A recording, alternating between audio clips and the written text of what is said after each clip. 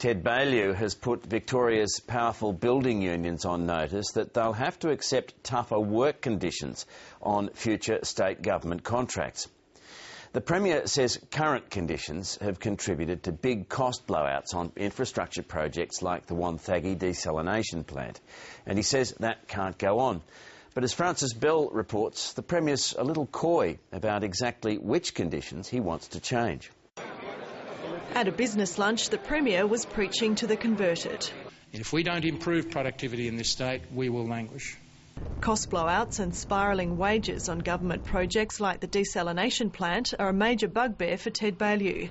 His solution, a review of industrial relations principles in the Construction Industry Code of Practice. Any companies bidding for state government contracts will have to comply with tougher conditions.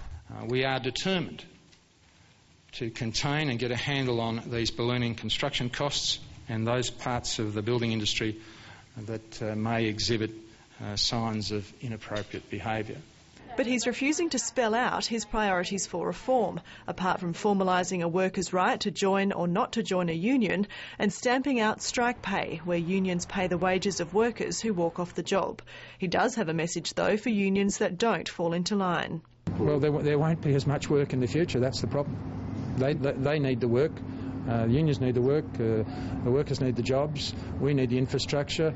Unions so far appear to be holding fire. The CFMEU, which this week led a strike of 1,000 workers at the desalination plant, is supportive of the review, which unsurprisingly also has the backing of industry. So if you want to have jobs in the state, then you need to have some restraint, particularly in terms of salary costs. Industry is concerned, though, about a draft report from the Victorian Competition and Efficiency Commission, which recommends the government stops propping up the manufacturing industry with incentive payments for inefficient programs. This report will drive a stake through the heart of Victorian manufacturing. It will cost jobs, it will drive investment away. The Premier won't comment on the recommendations until the final report is released. Francis Bell, ABC News, Melbourne.